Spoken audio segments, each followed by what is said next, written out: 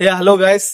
ఈ రోజు మీ ముందర రావడానికి కారణం ఏంటంటే మనకు సిఎన్జి బండి, ఎలక్ట్రికల్ బండి, ఛార్జింగ్ బండి ఏది మనకు బెటరు, ఏది ఖర్చు ఎక్కువ, ఏది ఖర్చు తక్కువ, ఏది జీరో మెయింటెనెన్స్ అని ఈ రోజు మీ ముందర వివరంగా చెప్పడానికి మేము ముందరకు వచ్చిన.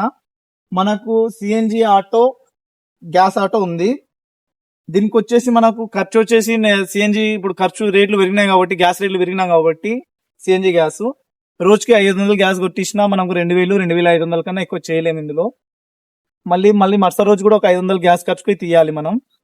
మనకు ఈ బండి కిరాయి బండి తీసుకున్నా లేకుంటే ఈ ఫైనాన్స్ లో తీసుకున్నా మళ్ళీ రోజుకు ఒక 400 ఉంటుంది కిరాయి అయినా.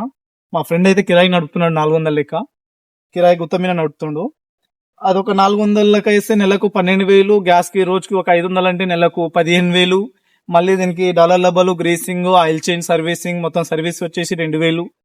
మొత్తం వచ్చేసి మనకు ప్లస్ చేస్తే 29,000 నెలకు. ఆయన సంపాదించేది 50,000.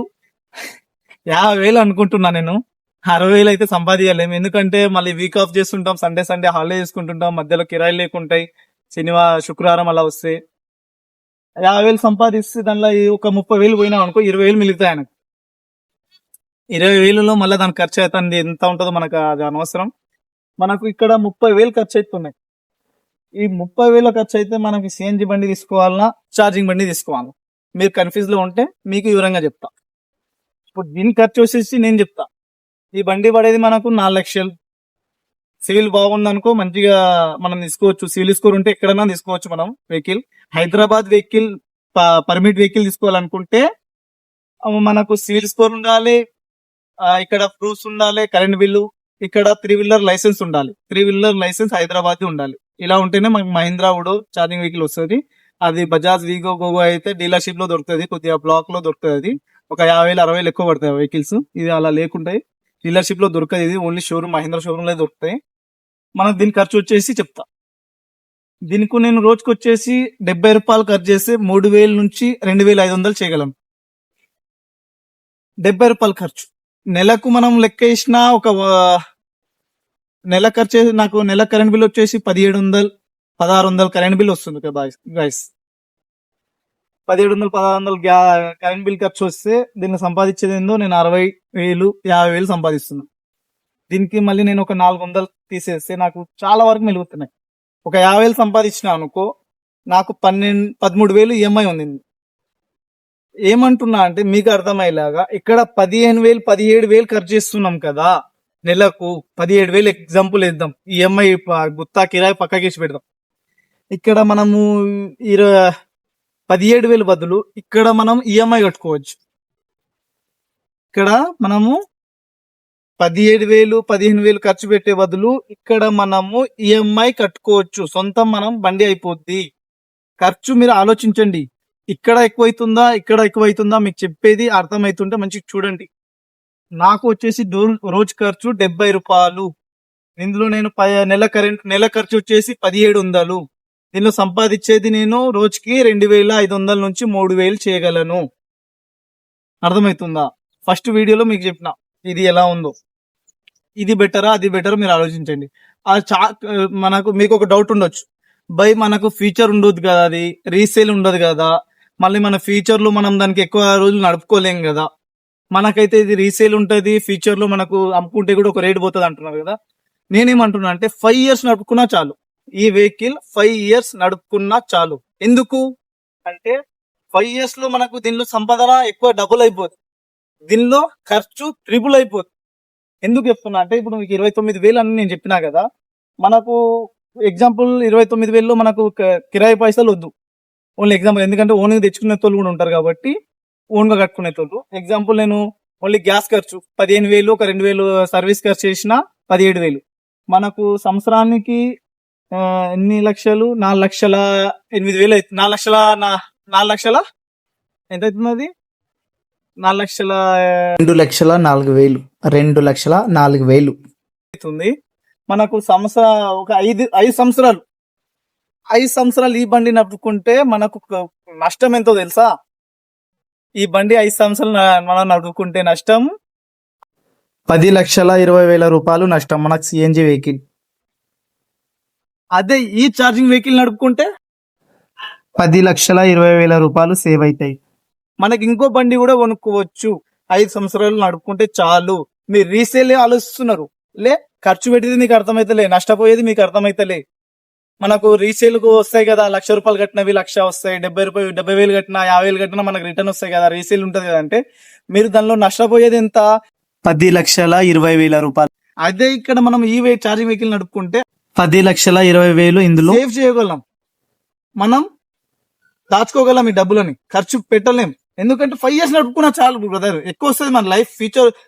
కంపెనీ ఒక 6 years వ్యారంటీ ఇచ్చిండు మనకు, 1,50,000 కిలోమీటర్ వరకు మనకు లైఫ్ వస్తుంది. ఇంకొక 10 years కూడా లైఫ్ వస్తుంది మనకు దాని. కాబట్టి మీరు గాయస్, మీరు ఆటో డ్రైవర్లు అందరికి ఏం చెప్తున్నా అంటే, చాలా మందికి భయం ఉంది, ఛార్జింగ్ వెహికల్ రీసేల్ ఉండదు, ఛార్జింగ్ వెహికల్ ఎప్పుడు ఫెయిల్ అవుతుంది, ఛార్జింగ్ వెహికల్ ఇలా ఉంది, అది మన ఆటో ఇలా మంచిగా ఉంది, మన ఇది మన కూడా ఆటోయే, మన ఇండియా బ్రాండే, మన ఇండియా కంపెనీ చేసినోడే.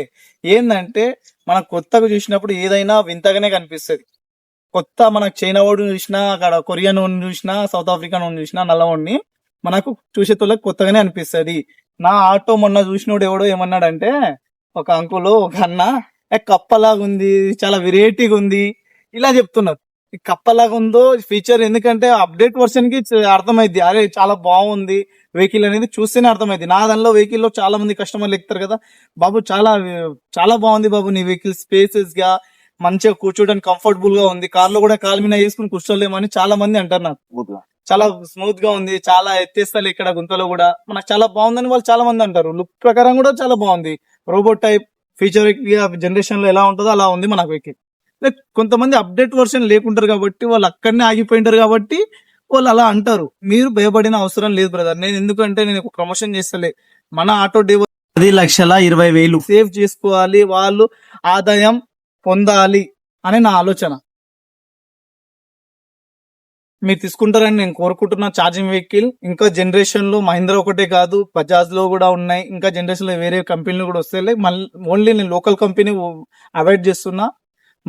ఏమంటారంటే ఓన్లీ మన బ్రాండ్ బజాజ్, టీవీఎస్, మహీంద్రా ఈ వెహికల్లలో తీసుకోండి, బాగుంటాయి. ఇంకా జనరేషన్ బట్టి మనకు ఎక్కువ రేంజ్ వచ్చే వెహికల్స్ కూడా వస్తాయి. 1 year 2 years తర్వాత ఇంకా రేంజ్ ఎక్కువ పెరిగేవి 300 కిలోమీటర్ 500 కిలోమీటర్ వచ్చేస్తాయి. మీకు భయపడే అవసరం లేదు, తీసుకోండి. ఏమైనా డౌట్స్ ఉంటే నా జాకిర్ ఆటో వ్లాగ్స్ లో, ఇన్స్టాగ్రామ్ లో అయినా, యూట్యూబ్ లో అయినా కామెంట్ బాక్స్ లో మెసేజ్ చేయండి. నేను 100% మెసేజ్ రిప్లై చేయడానికి ట్రై చేస్తా. ఏమైనా డౌట్స్ ఉంటాయి, ఇంకా ఏమైనా మీకు డౌట్స్ ఉంటే మీకు నాకు అడగగలరు. ఇంకా ఈ వెహికల్ గురించి మేము ముందు తెచ్చిపెట్టిన సిఎన్జి వెహికల్ బెటరా, మనకి LPG charging vehicle, CNG vehicle బెటరా, ఛార్జింగ్ వెహికల్ బెటరా అనేది మీ ముందర పెట్టిన, ఖర్చు కూడా మీకు ముందర చెప్పుకున్నా. ఇప్పుడు కస్టమర్ తో మేము అడుగుదాం, ఫోన్ ఆటో డ్రైవర్ తో అడుగుదాం. రా అన్న. నమస్తే అన్న, మీది ఆటో కదా, మీరు ఛార్జింగ్ కిరాయి మీద నడుపుతారు వెహికల్, కిరాయి మీద నడుపుతారు. ఈ వెహికల్ మీకు ఖర్చు ఎంత వస్తుంది, రోజుకి అమౌంట్ ఎంత, మీరు చెప్పగలరు ఈ వెహికల్ గురించి ఎలా ఉంది?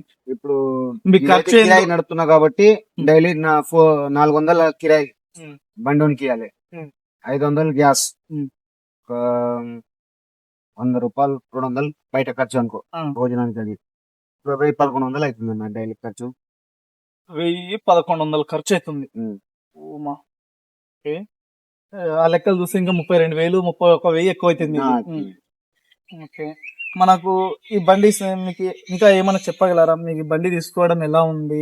ఇప్పుడు జనరేషన్ బట్టి ఛార్జింగ్ వెహికల్ షిఫ్ట్ కావాలా, లేకుంటే మనం ఇంకా గ్యాస్ వెహికల్ నడుపుకుంటూనే ఉండాలి? కాదన్న, గ్యాస్ వెహికల్ అంటే ఒక 112 రూపాయలు అయింది గ్యాస్ సిఎన్జి. దానికి 500 పెట్టాలంటే ఇదే కాదు. 500 పెట్టాలి, 400 గుర్తు అయ్యాలి, 1000 రూపాయలు 1100 ఇవ్వాలంటే అదే. నేను కూడా ఎలక్ట్రిక్ వెహికల్ తీసుకుందామని అనుకుంటున్నా, కానీ సివిల్ లేదు.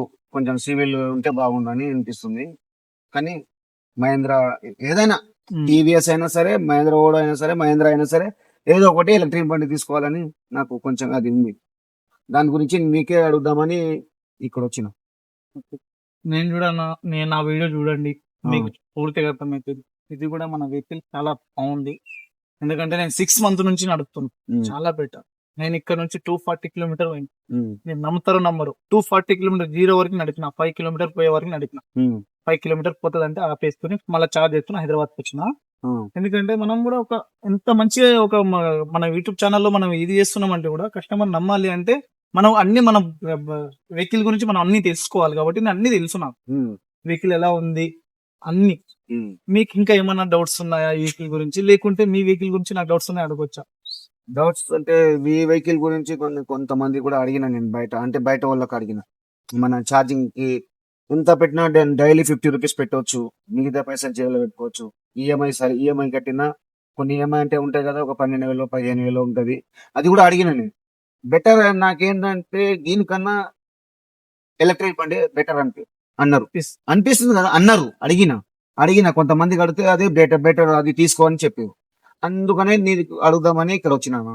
దాని గురించి ఏంది, ఎట్లా మెయింటెనెన్స్ ఏంది, ఎంత వస్తుంది ఛార్జింగ్ కి, ఈఎంఐ ఎంత కట్టవు, దాని గురించి అడుగుతామని నేను వచ్చినాను. సరేనా, నేను మీరు నా యూట్యూబ్ ఛానల్లో చూడగలరు అంతా వీడియో ఎలా ఉందో. ఓకే. మనం మీరు ఇక్కడనే ఉన్నారు కాబట్టి మీకు అంతా తెలిసిపోతుంది. ఇంకా మన ఫాలోవర్స్ కి మన సబ్స్క్రైబర్స్ కి చెప్పండి